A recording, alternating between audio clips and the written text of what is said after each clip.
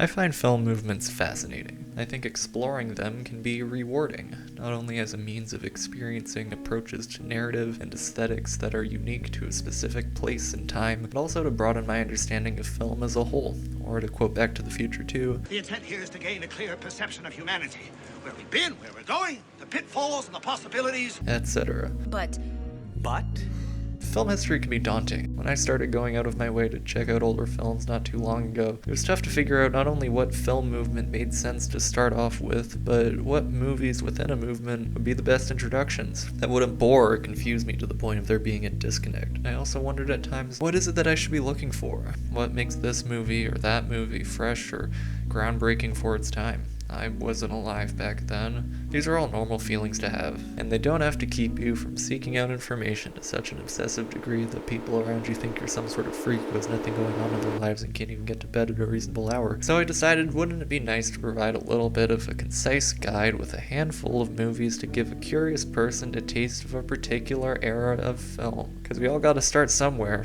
and it can be hard to figure out where that somewhere is, even narrowing it down to a decade or country. There are just so many movies. So you can almost think of this as a film nerd's version of the 5-album series by Deep Cuts. Seems like as good a time as any, seeing as Oliver isn't really making those at the moment.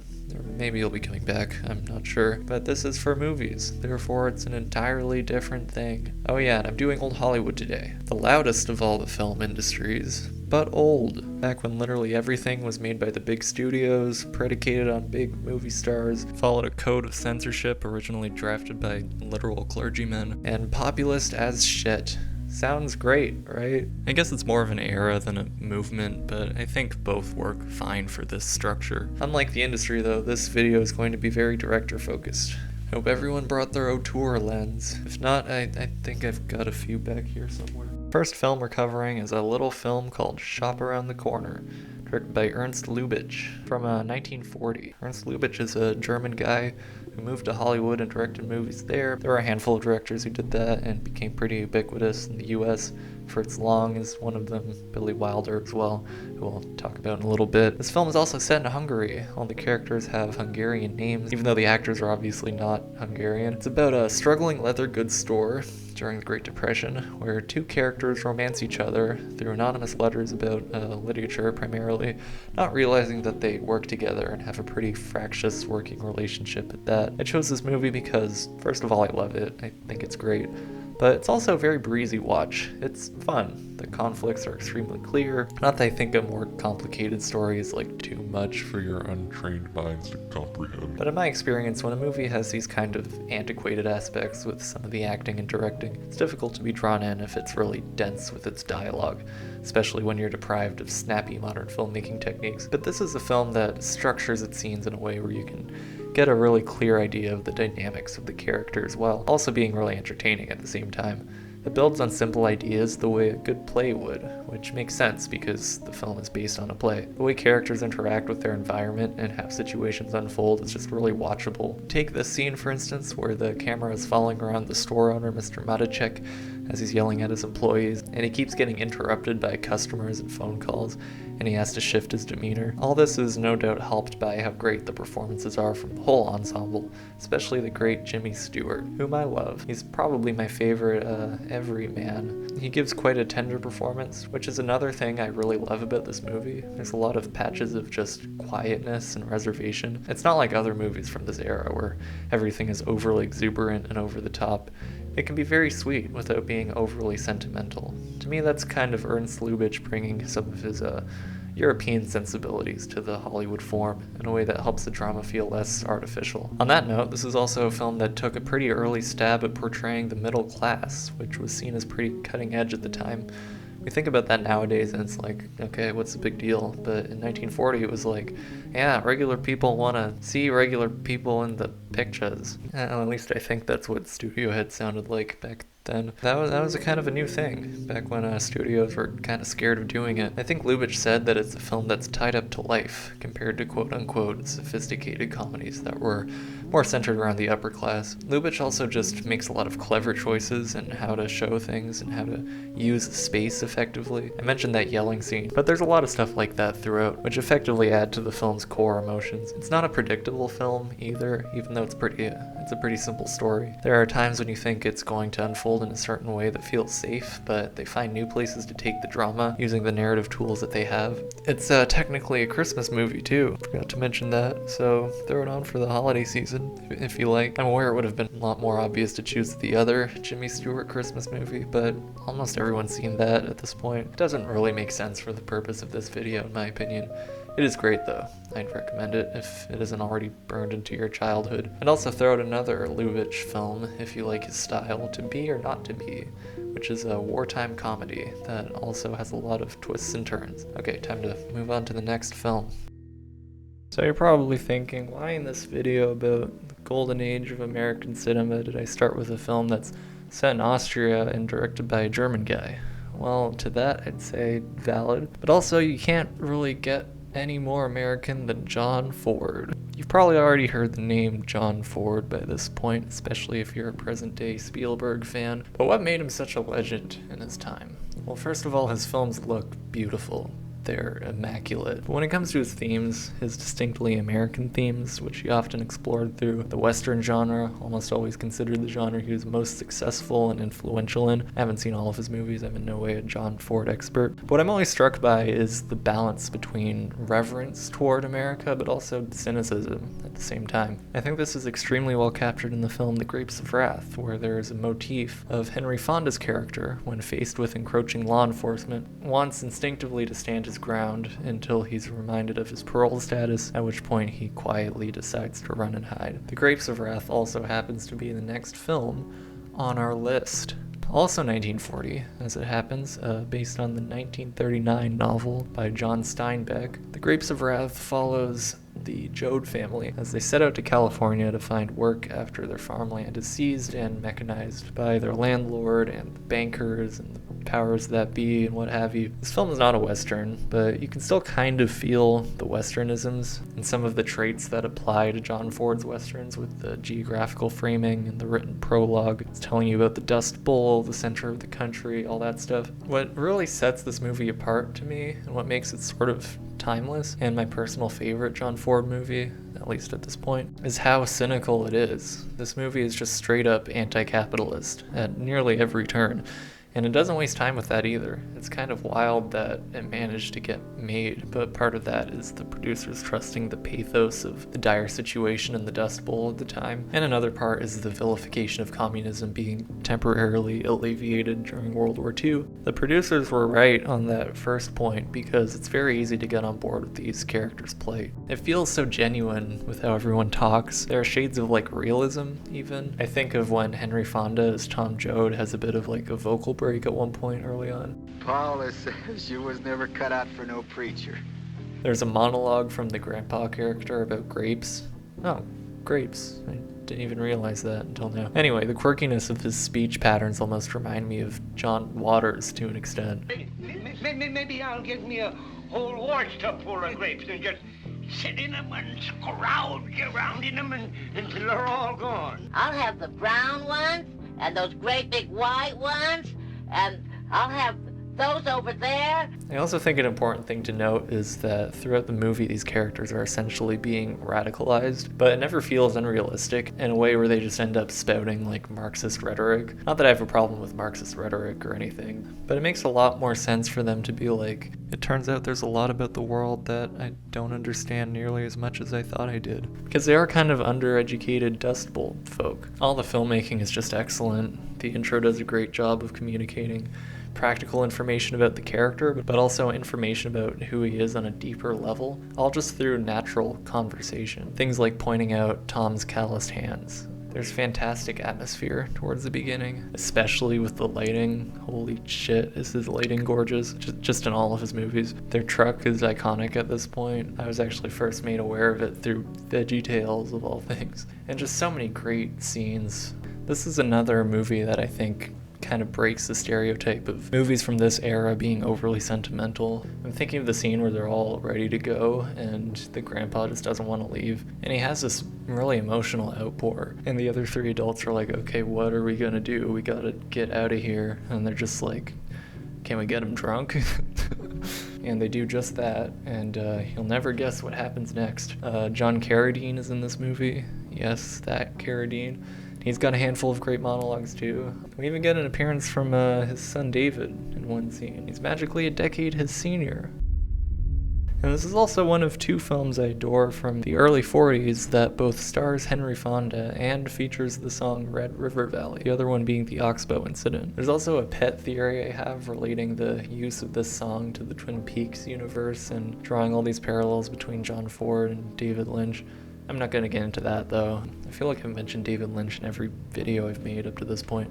By the way, if you've been enjoying this video, consider dropping a like or sub if you want to see more videos like these. Or you can even let me know which movement you'd want to see me cover next. It'd be a great help. Alright, moving on.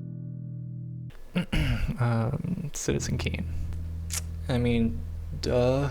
Yeah, I wrote the words Citizen Kane, and then I just kind of stared at them for a solid few minutes, trying to figure out how to talk about Citizen Kane. But like, I kind of had to put it on the list. It's Citizen Kane.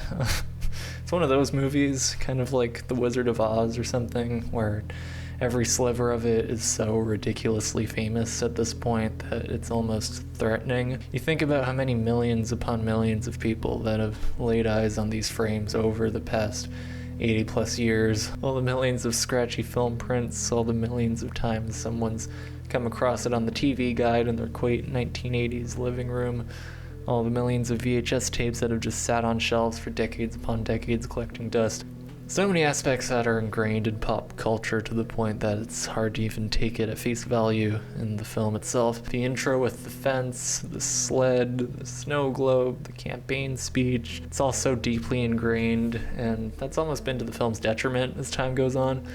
At this point, I feel like it's even passé to address the film's reputation, because by now, for the amount of film fans who hold it on such an untouchable regard, there are just as many who think of it as homework or something. And furthermore, for as many people who think of it as homework, there are just as many who lament its stifling historical air about it, and wish the younger generations could have an easier time enjoying it for what it is, a genuinely entertaining movie. I think Eyebrow Cinema put it really well in their video revisiting the AFI's top 100 movies when they said, Citizen Kane has so long been christened the greatest movie of all time that it's taken this aura of solemn importance and austerity, when in fact the film is a rousing entertainment full of humor and music and scandalous drama, a big story that's still contained in a 2-hour runtime which flies by.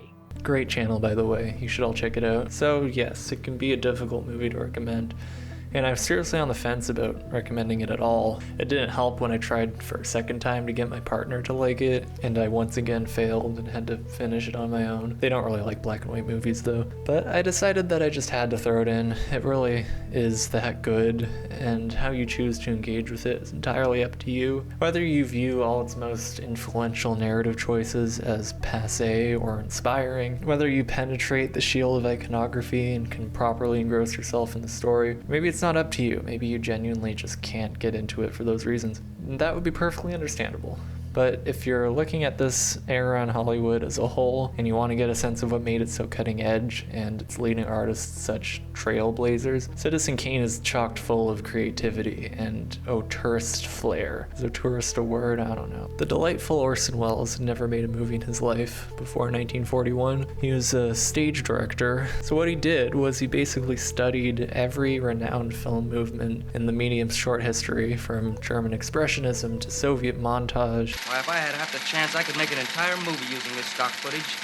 Cinema verite to the moody dialogue-heavy stylings of French poetic realism, even horror directors like James Whale, and was like, okay, how can I use all of this? It feels like he really saw this as a learning experience, where he could just try tons of shit. I don't know how to run a newspaper, Mr. Fetch. I just try everything I can think of. I hesitate to say throw things at the wall and see what sticks, because it does feel very controlled, and his collaborators were clearly skilled hands on the cinematography and editing front. But there is a brashness to it, and you can almost argue it comes off a little obnoxious in the first bout of the film. There's the long news montage with the narration, they're really playing up this main character, Xanadu, you know, all that stuff. But it also makes it fun at the same time, I think. Legendary was the Xanadu, almost as legendary as Florida's Xanadu. Xanadu's mountain, contents of Xanadu's palace, Xanadu's livestock, here in Xanadu last week. Xanadu. There are larger-than-life elements, but it's also got a kind of cheeky sense of humor, as did Orson Welles. When you bleep or bloop or whatever it is, every third word out of some of your guests, the audience must know something is happening. No censor could be that agile.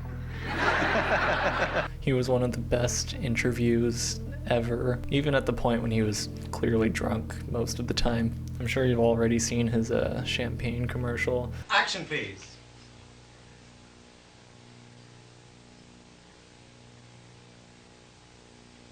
But if you haven't, you should see that immediately. Get on that right away. I think you should see that before you see Citizen Kane. Bro literally threw in an earache via a cockatoo for like no reason. That was to wake up the audience. I can't get a pretentious answer out of you. He was kind of a fucking troll. It's not a movie that feels stuffy with its own self-importance, is what I'm trying to say. Beyond that, it's stunning. It's some of the best black and white cinematography of all time, point blank. The depth of these shadows, the choice to often have characters appear as silhouettes, it's such a technical marvel, and I would say there still isn't anything quite like it, but then again, I haven't seen every movie, obviously. And for a film that's so quintessentially old Hollywood, it really strikes me how outside of the Hollywood star system it is. Compare that to how most movies were greenlit and advertised around this time, where it's all about like Jimmy Stewart, Henry Fonda, John Wayne, and with this it's basically just Orson Welles and his friends from the Mercury Theater Company. Bernard Herrmann's score is unmistakable, iconic shot after iconic shot after iconic shot, and for good reason. All these elements would pave the way for the entire genre of film noir, really, which the film absolutely is not, but even so. It never feels held down. The way it jumps around in time still feels fresh, even with its many imitators. And above all, it's just a damn good story, striking the perfect balance between intimate and grandiose. Is it overrated? Well, yeah. I think we've made better movies over the years. I do think it's been outdone by the people who owe so much to it, but I think it's a great example of just unbridled artistry from within the Hollywood system. And that was my earnest attempt at talking about Citizen Kane. Hope I did an okay job. You might have noticed that I've sort of been avoiding genre throughout this video. There hasn't really been a straight up Western pick, or a straight up horror pick, or a straight up noir pick, or even a straight up like romance or comedy. Maybe that's because naturally genres like these in this era will be in much purer forms. When you progress through history, you see filmmakers combine certain stylings to make something new. So I feel that movies which are less easily defined in terms of genre will feel the most familiar to we, the modern audience. However, film noir in particular felt almost unavoidable when putting together this list, because I felt like I had to talk about Billy Wilder. My first idea was to talk about Double Indemnity, which both happened to be his first real classic and one of the most influential film noirs ever. But it's such a meat and potatoes film noir, it's such a boilerplate noir that, I don't know, there are some things that you kind of have to deal with that aren't necessarily the most likable by today's standards, namely it's riddled with misogyny. So then I was thinking Sunset Boulevard, but the problem with that is that it's like meta in that it's about old Hollywood and old Hollywood figures, which makes it a little too esoteric for me to sell it as an entry point, I feel like. So then I was back to Double Indemnity, so I was like, should I just forget about Billy Wilder? But how could I leave out not only one of the most groundbreaking directors of the era, but one of my personal favorite auteurs of the era as well. I ended up rewatching both of the aforementioned films before I remembered that The Last Weekend exists.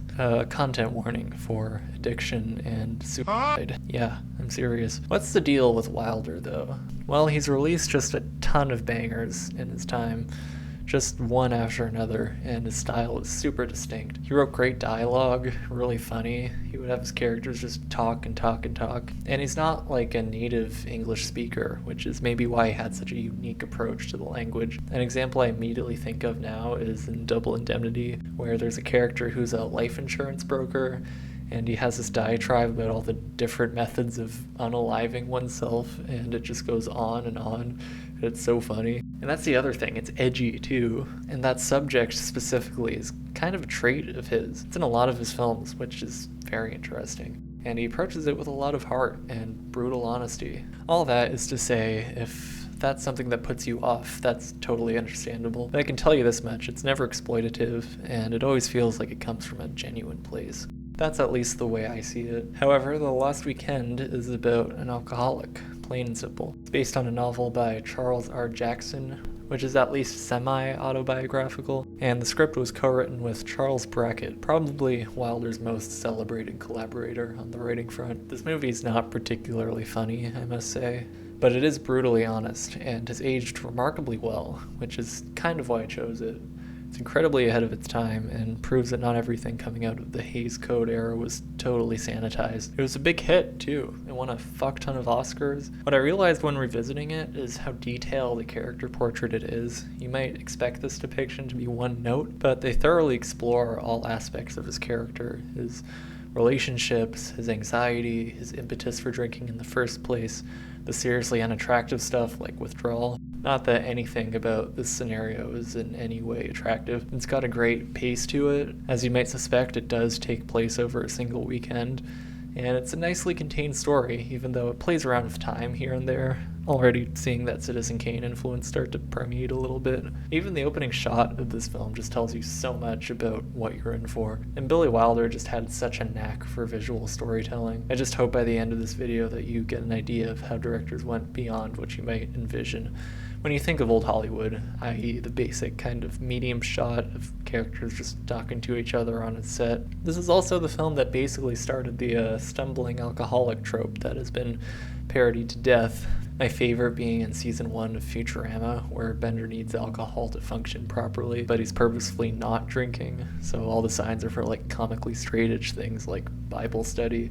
Anyway, the movie is borderline horror at times as well, especially with the music, which is crazy intense in moments. Maybe you could argue it's a bit much here and there, but I think it makes sense with scenarios where the main character has such an intense need for alcohol. It does add to his desperation. What's very in line with horror music of that era is the use of the theremin. This score is actually one of the first to do so. Moreover, the grouping of notes that the theremin keeps playing is the almost exact same, but upon inspection slightly different, that Frank Zappa would use in his song about monster movies to evoke that exact trope of film scoring.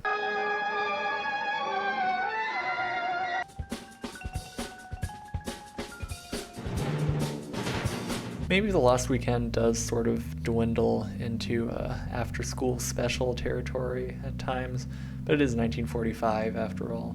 Can't really get mad at that. For the most part, it is a very realistic, unflinching depiction that is, again, very ahead of its time. And if you like this, definitely check out more Billy Wilder. Ace in the Hole is a crazy movie. Witness to the Prosecution is great. Some Like It Hot is a classic. The Apartment is one of the best movies ever made. I did want to stay comfortably in the 1940s for this rec for the sake of continuity. Those last few I mentioned are arguably post-Golden Age, but they're all worth a watch.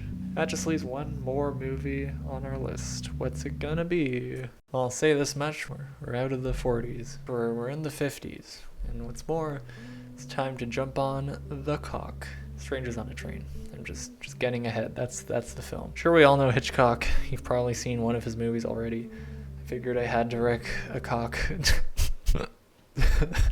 And I was just going to choose Rear Window at first, but things took a different course. Full disclosure, this is the first time I've seen this film. That is a first for this list. But obviously I've seen Hitchcock movies before. It looked really solid. It's a little bit lesser known, and I watched it and decided, yeah, this is a good movie for this list, I think. I say it's lesser known, but that's not to say it's obscure or anything. It's like comparing Paths of Glory to The Shining. Still very acclaimed and widely seen, but just not carrying the same cultural currency as Psycho or even a North by Northwest. This is a thriller film from 1951. It's about a murder plot, quite a twisted one at that, and Raymond Chandler is credited on the screenplay, but he technically shouldn't be. I'm not going to get into why. The information is very accessible. We'll talk about Raymond Chandler another time. Even though this movie might not be considered super influential, though Danny DeVito might disagree, I think it was very much on the cutting edge and depicting things that most directors would be scared to depict. A bit like The Last Weekend in that sense. Oh yeah, and it's a tennis movie too. There are moments that Challengers paid very obvious homage to. That's something I did know about before, but I didn't remember which Hitchcock movie it was, and I didn't realize it was this one. By the way, if you're wondering what I think of the movie Challengers, I made a top 10 list of 2024 movies video. You can check that out too. The film begins with shots of feet, the shoes of the two main characters. And that's all you see until they meet each other, and their feet are actually the first things that interact. This is just the first of many clever filmmaking choices from Alfred. He had some real ambition, especially when it comes to things like set pieces and just simple visual storytelling. He was a great filmmaker. Not necessarily a good guy, but he knew how to put a picture together. There are certain aspects that kind of don't make sense logically or are a bit too convenient at times, which is something Raymond Chandler actually took issue with, but they're mostly pretty insignificant. In broad strokes, the whole thing works very well. The film has a great sense of tension. There's never really a dull moment, and the structure is really great in that at a certain point it kind of locks you into this one big sequence that keeps going through to the end of the film and just keeps building on itself. And there are even just subtle things like when the protagonist is going to a police office to be questioned. The editing and the speed of the conversation keeps you on your toes. And we've managed to locate the gentleman you spoke with on the train. Yes, I saw him outside. Will you come in, please, Professor? It reinforces that this isn't a safe interaction for the protagonist. And I mentioned the set pieces. There's a pretty insane one towards the end, and they incorporated all kinds of techniques to pull some of this stuff off, like rear projection and superimposition and like using miniature footage for rear projection stuff.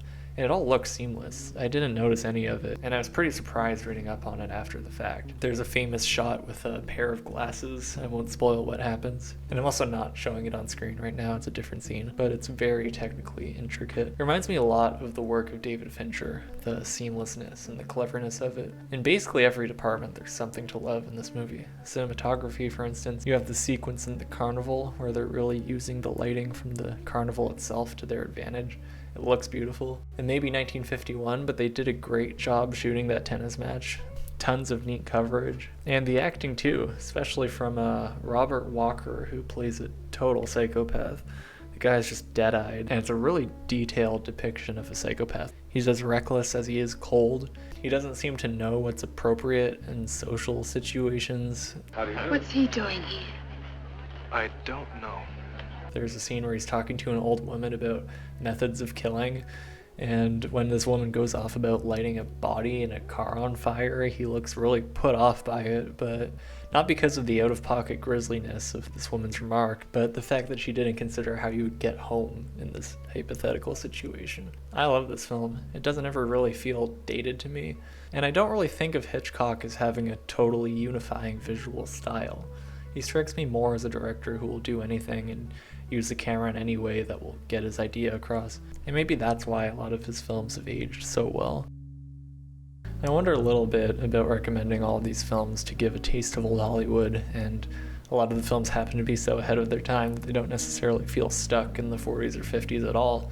You could maybe argue that these are misleading examples, but I feel like sometimes that's what film history is all about. You could be watching something that is limited by the tropes and tenets of the era, or you could be watching something that transcends them.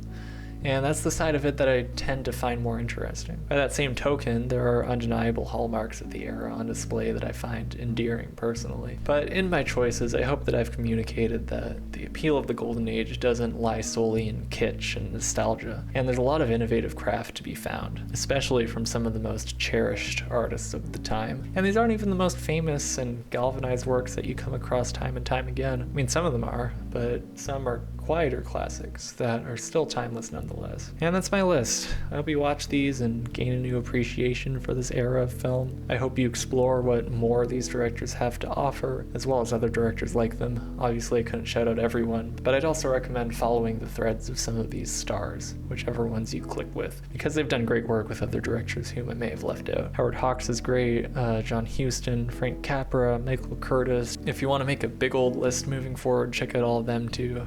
If not, though, you've got those 5. Shop Around the Corner, Grapes of Wrath, Citizen Kane, The Last Weekend, and Strangers on a Train. Enjoy yourself.